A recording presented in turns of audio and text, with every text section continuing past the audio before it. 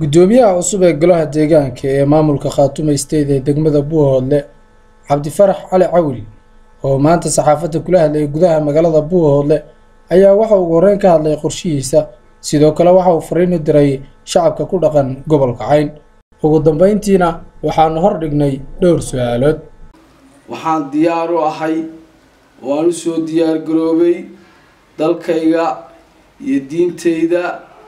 iyo dadkayga inaan horumariyo intii taalkayga ah oo wax kasta oo aan u qaban karo magac iyo manfac aan ku horumariyo ayaan u soo diyaar garoobay habeenkii iyo maalintii iyo saacad walba aan u taaganahay ilaahayna waxaan ka rajaynayaa in uu igu guuleeyo hoggaankaas la ii doortay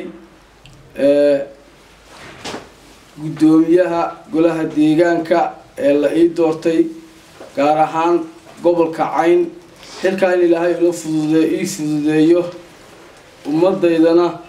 ay isku kay garab taagaan baan ilaahay ka rajaynayaa aad iyo aadna waan ugu kalsoonahay insha Allah ta'ala waxaan wax ka qaban doonaa waxbarashada biyaha wadooyinka dhammaan arrimaha bulshada ee horumarka gobolka Cayn iyo degmooyinkiisa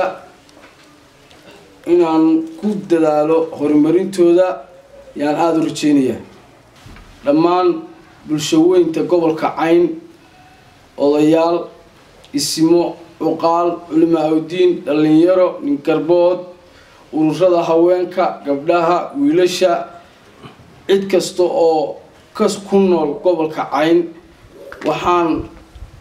uga baahanahay isgarab taag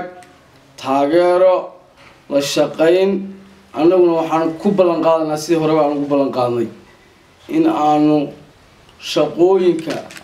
aanu u falanteeri oo ahaano habeenkii u soconno maalintii u soconno aanu hurdada isaga ilaalino nasashada isaga ilaalino iyagana waxaanu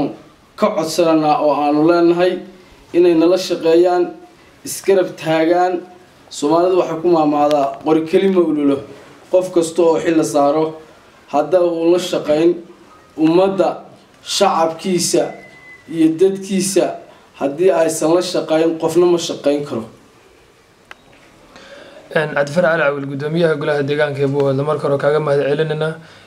wareysigan aad maanta siinayso Darwish TV su'aashan qaba waxay tahay golaha deegaanka Buuhoodle waxay uga bilaabeen hore cashuurta magaalada ay ka qaadayeen waxyaabo badan ma lagu qabto ay ka mid tahay saribada dhimirka qayb ka mid ah wadada garoonka cashuurta imika way taagan tahay hogaankaagan cusubi sidee u dhaqaajin karaa cashuurta golaha deegaanku ay ka qaadaan gobolka Cayn gaar ahaan Buuhoodle waxaan u dhaqaajinaa waxaan ku jirnay dhismihii golaha deegaanka xubnihii ka maqnaa buuxintoodii iyo dhaarintoodii dhammaan xildhibaanada ku soo kordhay iyo kuwii hore cidii aan ka dhaarsanayna waxaan marinay dalkooda iyo diintooda iyo dadkooda inay daacad u noqdaan kitaabka quraanka kariimka ah baan marinay way noo dhamaatay waxaan ku jirnaa wali golihii deegaanka dhismihiisii iyo xubnihii ka dhinaa imikana insha Allah ta'ala way noo soo gabagaboobayaan waxaan ku xijinaa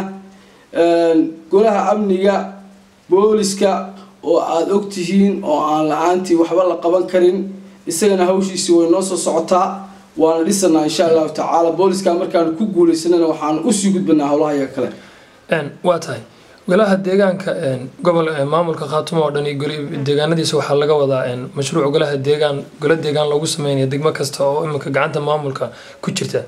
idinka golaha deegaanka hore bay u soo jiraan Buuhoodle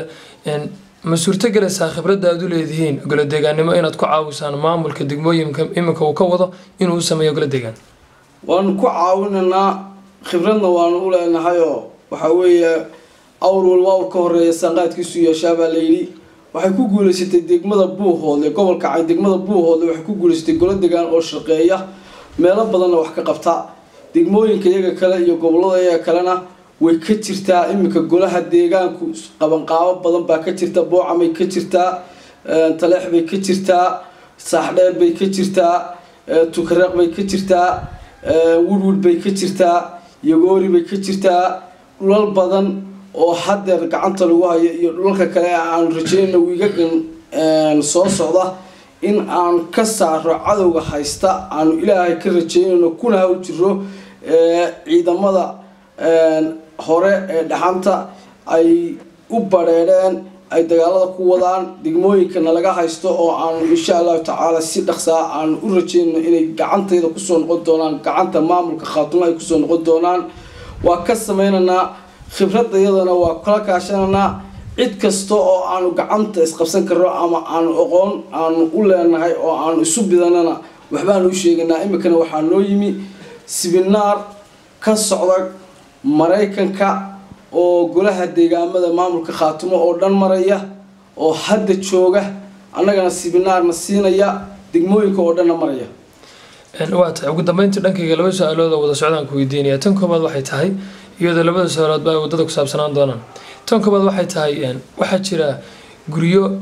magaalada laga dhisay oo dhismayaashii dhagaxii la dhigay wadada qaarkeed qayb ka mid ah wadada la dhigay sida meelaha aan booqan doono oo kale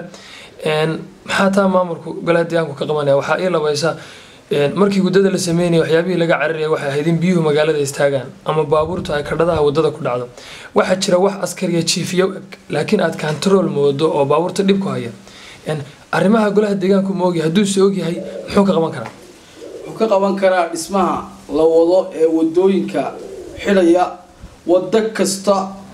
oo magaalada xidhan waxaan ugu horeysiinaynaa wadooyinka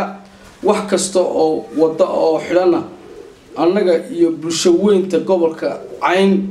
annagoo hareeraha ka socona waxaan ku dhameynaynaa oo ku furanaa nabadgelyo wada hadal wada tashi baan ku furanaa ilaahayna waxaan ka rajeynaynaa wadooyinka dhammaan waxa xidhan inaanu furo taas waa taata kale askari jiifyada magaalada ku badan ee baabuurta dhibaya wax kasta oo dhibaya bulsho weynta gobolka Cayn ama askari jiif ha ahaato ama kadhad ha ahaato 5 kadhadood baa nala soo gudbiyay kadhad waxay ku taalaa magaalada Golchano kadhaduna waxay ku taalaa baabuurta dhibtaa waxay ku taalaa degmada Caygaag iyo meesha la yiraahdo Libowga dhexdiisa kadhaduna waxay ku taalaa Hurfadhi